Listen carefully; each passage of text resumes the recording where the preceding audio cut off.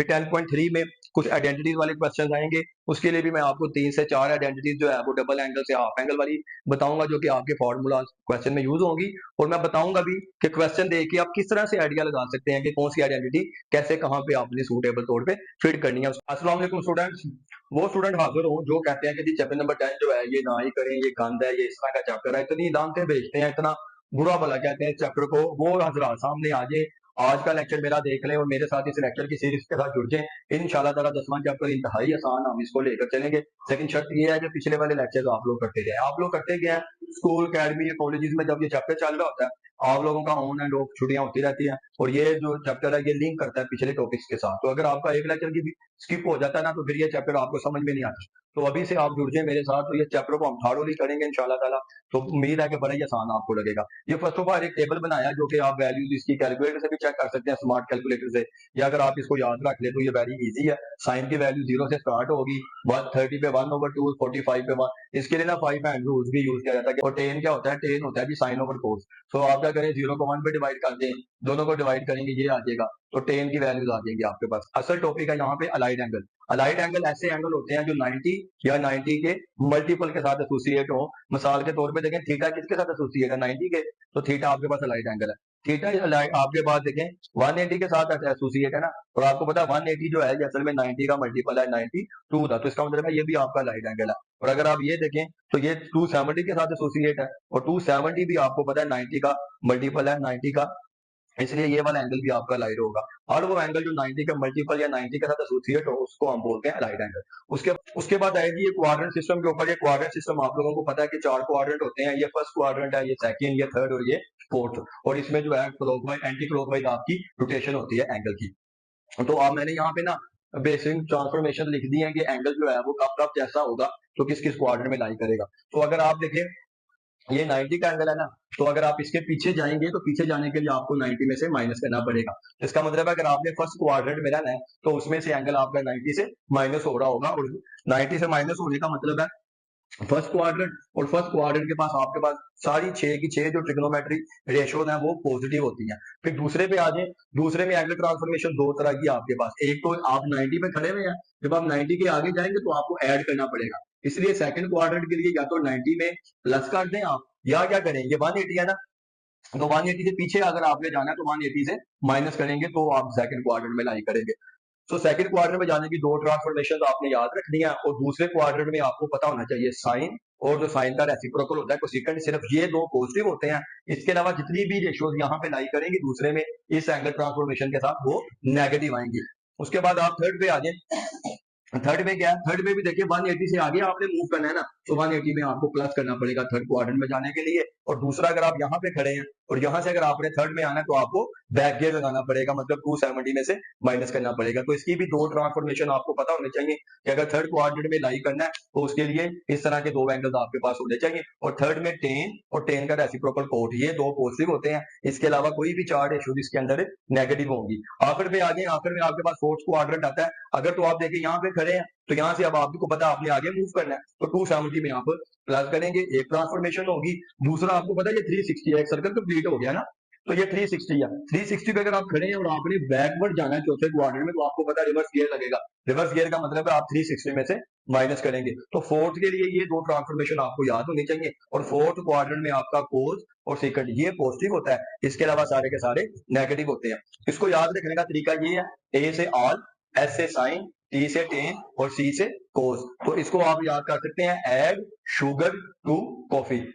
Add sugar to coffee का मतलब है ए से सारे पॉजिटिव, एस से साइन पॉजिटिव, सी से कोस पॉजिटिव, और टी से टेन पॉजिटिव और सी से कोस पॉजिटिव। तो ये आप इसको याद कर सकते हैं। उसके अलावा ये आपको ट्रांसफॉर्मेशन याद होने चाहिए, मैंने आपको बता दी है। अब आप आए एंगल जो है अपना रेशियो ट्रांसफॉर्मेशन, उसको हम कैसे से डिस्कस करते हैं। अगर तो कोई भी एंगल आपका 90 से अगर कोई भी इवन नंबर मल्टीप्लाई होगा तो आपने याद रखना है कि रेशो में कोई चेंज नहीं आती। बस ये आप अपने ज़हन में रख लें कि अगर 90 से कोई भी इवन नंबर मल्टीप्लाई हो रहा है तो आपकी रेशो में कोई चेंज नहीं है। लेकिन अगर आपके 90 के साथ कोई और नंबर मल्टीप्लाई हो रहा है तो फिर आपका चेंज आएगा। और चेंज इस तरह से आएगा कि अगर आपके पास साइन है तो वो कोस में, कोस है तो साइन में चेंज हो जाएगा। इसी तरह टेन है तो टेन कोट में, कोट टेन में हो जाएगा। और सीकट अगर है तो सीकेंड आपका कोसेकेंड में और कोसेकेंड सेकंड में हो जाएगा। अब जी आप आए इसकी एग्जांपल के पास। इसकी एग्जांपल में मैंने क्या लिखा हुआ देखिए, साइन 180 प्लस 30। अब देखें 30 जो है ये 180 के साथ एसोसिएट है ना, और 180 90 का मल्टीपल है। तो आपको बताया कोई भी एंगल जो 90 या 90 के मल्टीपल से एसोसिएटेड हो उसको हम अलाइड एंगल बोलते हैं। इसका मतलब है 30 आपका अलाइड एंगल है। अब 180 के साथ है ना, और 180 आपको पता है 180 को आप लिख सकते हैं 90 मल्टीप्लाई बाय 2। तो मैंने ऊपर बात की, अगर 90 से कोई भी इवन नंबर मल्टीप्लाई हो, मतलब ये 180 असल में 90 मल्टीप्लाई बाय 2 लिखा हुआ है, और 2 आपको पता है इवन नंबर है, तो रेशो में कोई चेंज नहीं आएगा। तो आप इसको कैसे लिख सकते हैं, आप इसको लिख सकते हैं साइन है तो साइन का साइन ही रहेगा, और साथ अलाइड एंगल आप यूज करेंगे। इसको मैं बढ़ा यहाँ, तो अलाइड एंगल 30 यहाँ पे आ जाएगा 30 डिग्री।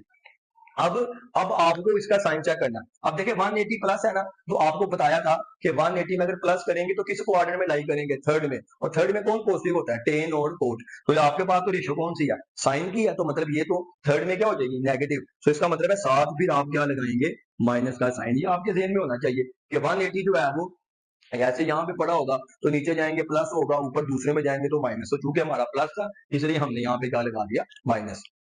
अब आए इस नीचे वाली एग्जांपल पे, तो ये भी आपके पास क्या हो जाएगा, अलाइड एंगल हो जाएगा। अब ये भी आपका देखिए 90 का मल्टीपल है, कौन सा, 90 मल्टीप्लाई बाय 3। तो इसका मतलब है अगर 90 का और मल्टीपल हो तो रेशो चेंज हो जाएगी। अब रेशो चेंज कैसे होगी, कोस है तो आपने पढ़ा है कोस किसमें चेंज होगा, साइन में। तो यहाँ पे आ जाएगा आपके पास साइन, तो साथ एंगल कौन सा आएगा, अलाइड 45 डिग्री आएगा साथ, ये आ जाएगा 45 डिग्री। अब साइन की बात कर ले तो किस क्वाड्रेंट में लाई करता है, तो 270 प्लस। आपको पता है 270 जो है वो नीचे वाई प्राइम पे लाई करता है यहाँ पे इस तरह से।